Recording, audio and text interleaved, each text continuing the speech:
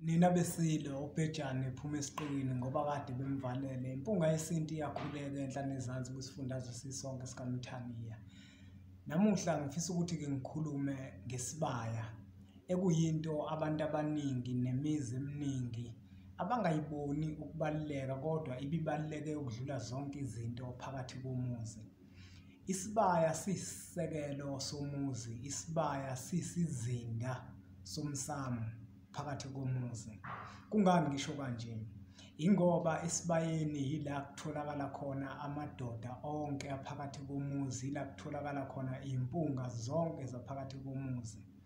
Yingakho esibayeni uthola ukuthi owesifazane akavumelekile ukuthi angene ngezizathu ezahlukene, yingoba vele kuhlala amadoda aphakathi komuzi. Kodwa ukungavumeleki kwakho ukuthi angene, lokho kusuke kungasho ukuthi akangeni nje nhlobo, ngoba siyathola ukuthi uma kukhona insizwa eganwayo phakathi kwekhaya, uyangena umakoti ngenkathi eqholiswa eya kochambusa inkomo aqholiswa ngayo.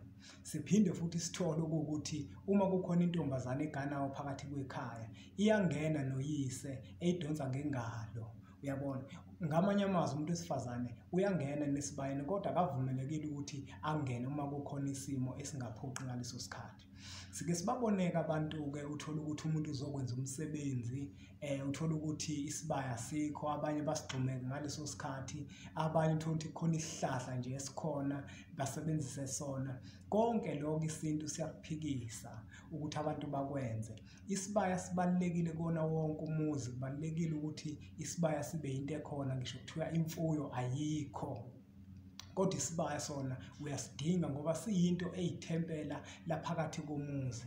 Umsebenzi awukwazi ukuwenza uma isibaya singekho. Isibaya into eyenza ukuthi sidingeke ingoba uyothi mhla ufuna ukwenza umsebenzi, wazi ukuthi isibaya unaso. Uma uzosakha ngosuku, yini-ke kumele ukuthi uyenze? Kumele ukuthi-ke ushise impepho bese ubabikela ukuthi nina bosibani bani, njengoba ngizonenzela umsebenzi namuhla, nasiya-ke isibaya senu le ngisakhe khona. Ungavele ugxumeke isibaya bese emva kwaloko wenza umsebenzi ungababikele ngaso leso sibaya, ngoba kumele ukuthi isibaya usibike. Futhi uma kufika isikhathi sokuthi isibaya sakho uyashintsha ngezizathu eziningi, nakhona kumele ukuthi ubike, usho ukuthi isibaya senu ngizosisusa endaweni ethile ngiye kosakhe endaweni ethile ngezizathu ezithile. Bengithi ake ngikhe phezulu nje, uma ufuna ukwazi kabanzi ngesibaya, usuyozitholela incwadi yempunga yesintu esihloko sithi Sithini isintu, okuyincwadi yethu yokuqala. Ngibonge.